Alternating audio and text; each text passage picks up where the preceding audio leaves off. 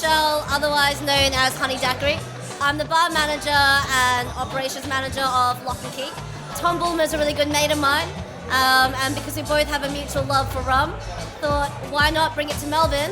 Let's do Sugarcane Sunday here. And I thought our venue would just be a great space with the vibes that you need to bring a tropical rum event down here. It's been bloody amazing, by my language, but I'm really happy with the turnout. The vibe has been amazing. Feedback, it's been so good to hear how happy people are and to see so many people actually just enjoying rum on a really nice Sunday. There's a lot of potential for rum in Australia, but I think some changes do need to be made regarding the policy of rum to be considered Australian for it to actually reach the full potential that it could be at.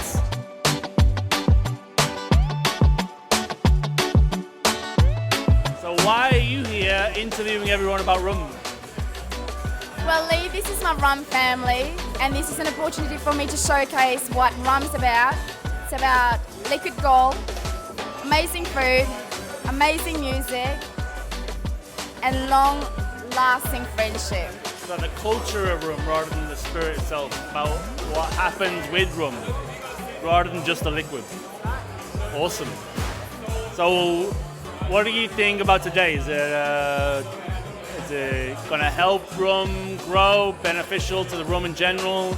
Do you think rum is getting better by doing these things and helping the industry? Sure, we've got to start somewhere. Rum has such a taboo connotation to it in terms of the spirit. Our mission and our vision is to emancipate the culture, to bring it to the next level, to the righteous level, and showcasing festival like that today is amazing. We need more rum. We need to elevate its standard. We need to elevate what it brings to people, what it means to people, and this is definitely a start from Melbourne. Today's been amazing. It's kind of like Sydney. I think it's been a really good example of how the community comes together.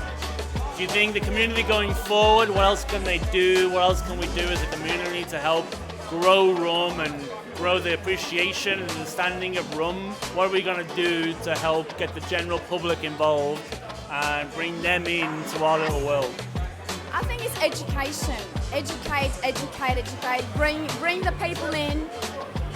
Just come as you are, whether you're someone who doesn't know anything about rum, whether you're an expert, whether you run a bar.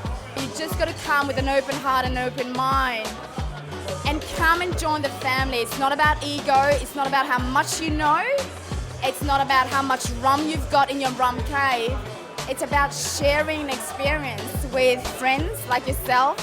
I think the rum is one of the only spirits that make people come together, have fun, be happy. If you look at any other spirit, they're very unique in their own way, but they're not as enjoyable on a bigger sense, on a bigger profile, like a community spirit almost. It's kind of something that actually helps people become more open and happier and more relaxed. If you look at any other spirit, they're kind of a bit more insular. They make them appreciate them for themselves, whereas rum makes you want to talk about it and express what you feel and why you're drinking it. I think it's a great example. Things like this, all the rum festivals that could happen, anyone that's doing anything towards rum, I think it's all going to benefit rum's appreciation and growth. It's the biggest spirit in the world. People just don't know enough about it yet, and I think that's going to explode. When it does, it's going to be crazy. Here's the rum and going forward. There you go. We'll be there cheering, ready with a glass of rum in our hands. You just need to come and join us.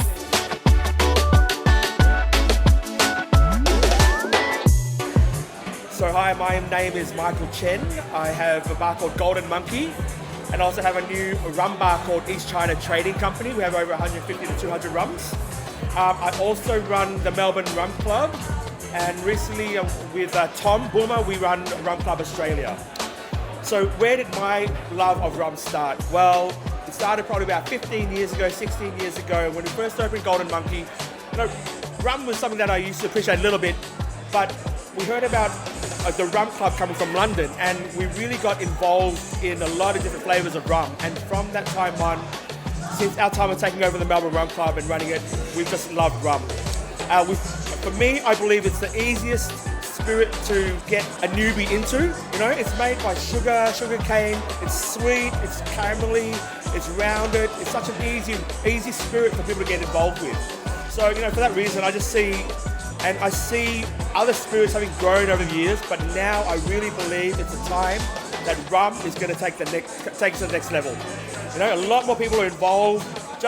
You know, we're at an event, Sugarcane Sunday today, and it's just such a great reception, broad appreciation throughout the community, and people are starting to really understand the nuances of rum right now. And for those reasons, I really believe that this is a burgeoning time for rum, and for me, as someone part of a rum club, I'm very excited.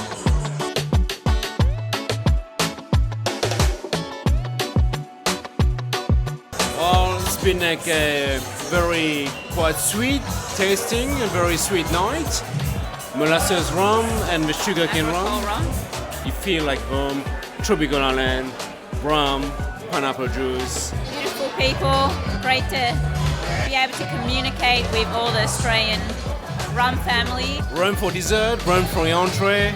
I would like to promote like a bit more rum, like the diversity of rum in Australia. We're quite limited for now, I would say. We're quite like a young industry, but I would hope to encourage more industries to come to Australia and promote their rum.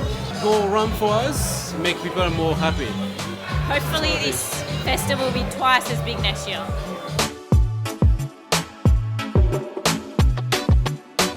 God, I love tiny bars. I love cocktails. I love cocktails with rum.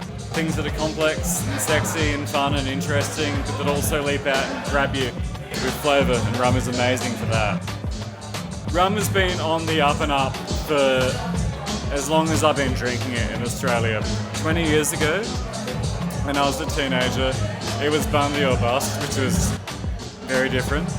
And since then, it's wonderful. People go, it's amazing, you can drink it by itself. It's neat, delicious, rich, and something to sip on all night. And you can mix it and turn it into amazing cocktails. It can be light and bright and friendly, full of flavour, full of interest, full of zest, full of passion. Or it can be the kind of thing where you say to someone, okay, you're gonna sit here with this tiny glass and just be lost for 10 minutes. And that's great to calm people down. It goes everywhere. It's the most fucking versatile thing in the world. Okay, rum was fucking currency. Rum was currency. Rum was, okay, how do I convince someone to do a favour for me? I'm gonna buy them a gallon of rum.